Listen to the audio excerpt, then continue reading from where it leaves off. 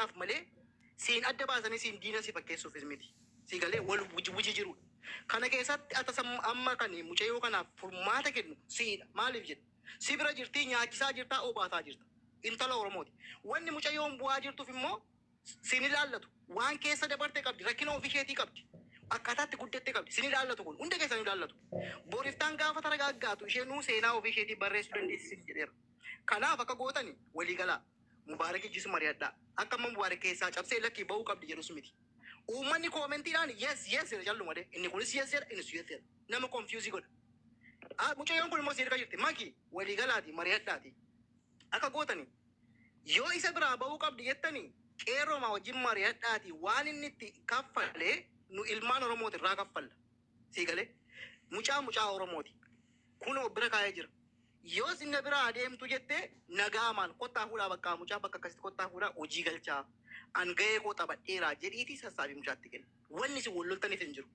Mucaa amma miira keessa galtee akka malee waan biraa ta'aa jirti. Waanuma xiqqoo tokko furuu dadhabnee haga kana sadarkaa kana deemna jechuun dhugaa Waaqayyo baay'ee nama dabbara. Bakka baate miti osoo albeen diramtee jiraatte maal godham?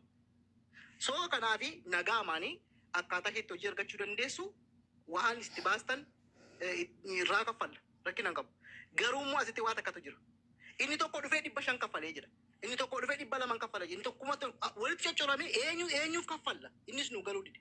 Waan kana booda qulqulleeffannaa dura mucaatti iddoo nu godha.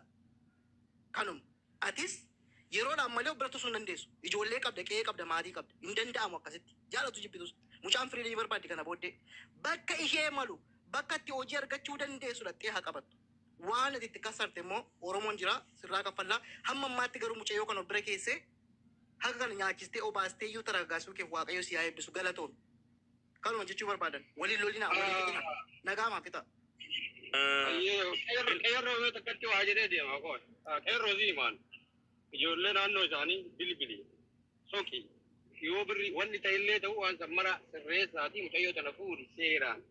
Mata dhukkoolee fuudhi akka tiktook irraa sirnaan gochuu jedhu kanaaf fuudhi isaa amma kana sirraa gabbu'aati bilbila fuudhaati ijoolleen koomunitii keessa dalagee bilibili bakka barbaadde magaalaa barbaadde yoo barbaadde birriisi qarqaarraa fuudhi ijoollee kan bira kabajaan warra isaanii biraan gahu isaa amma kanarra asirra deemee ajandaa afaan banammoo adii fuudhachi fuudhi halee wayitasiin achii baatee soqanii birrii 2,000 kafalanii jedhan guutuun kee hunda keessatti ribxee dhokatteetti maa kijibtan asirra deemtanii 2,000 birrii ofii kiisii dhabnee asirra laayivii irraa birrii ofii baasee fuudhee jechuudha. Akkuma Oromoo addaan hirtan jechuudha. Amaara qeerroon fuudhiiti warra fira isaanii bira bilbiliiti.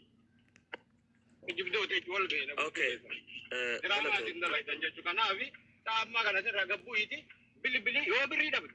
Wallahi gurri Ameerika irraati argita jechuudha. Yoo maari yaadin taane fuudhiiti ijoollee isaanii koomunitii keessa jirti bakka barbaadde humna qabanii qarqaaran isaan nullee irra qarqaara jechuudha.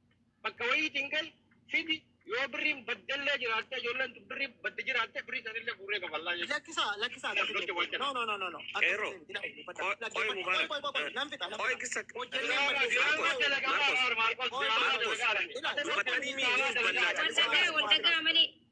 Mucayyoo kana jedhutti bakkeetti godhamuu qaba namni diraamaa irratti dalagaa mucayyoo tana. Daa'imman guyyaa bulshanii bakkeetti godhamuu qaba mucayyoo tana.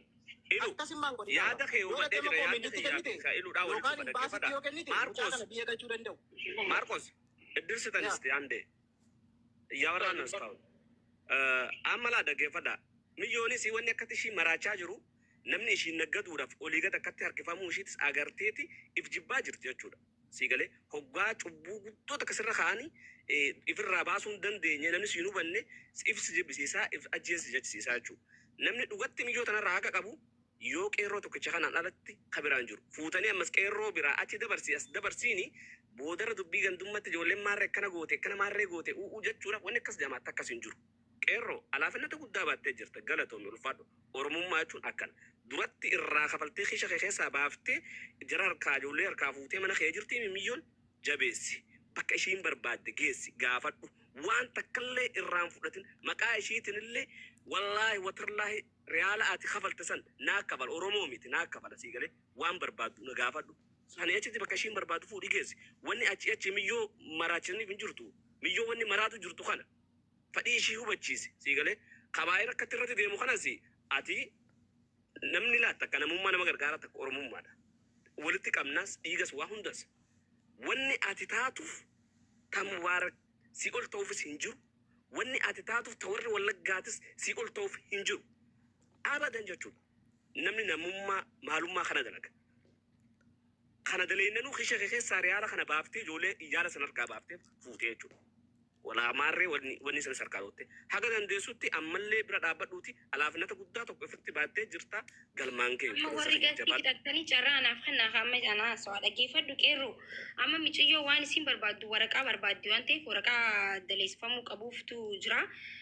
Wanti uummanni irra gargaaru jiraatullee yoo jiraate haa gargaaramtu. Dalagallee yoo kaseen barbaadu ta'e dalagaa namatti barbaadanii itti galchuudha jechuudha. Bakka kana caala haasawuun barbaachisu isin garee.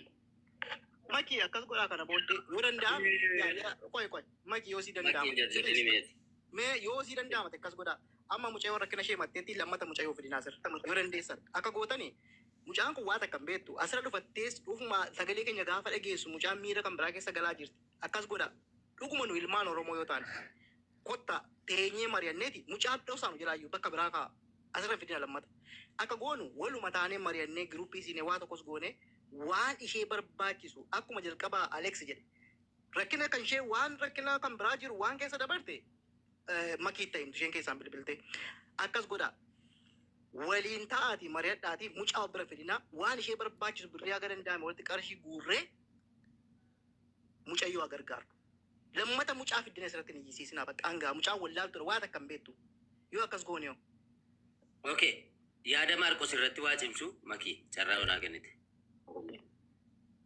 Laal, qeerroo anamma sirra deebiidhaan yeroo biraan dhiifama si gaafadha rakkoon qabu. Feetu viidiyoodhaan feetu mana keetti dhufee akka feetetti waan si mufachiiseef. An akka ilma dhiiraa obboleettii isaa haadha isaa jaallatu tokkotti ilmoo durbaatiif na'u tokkotti miira keessa galee dubbata. Sun rakkoon qabu jalqabas siin jedheen jira. Hanga yoonaatti itti dadhabdee. Dadhabbii kee an karaanan itti hubadhutu jira.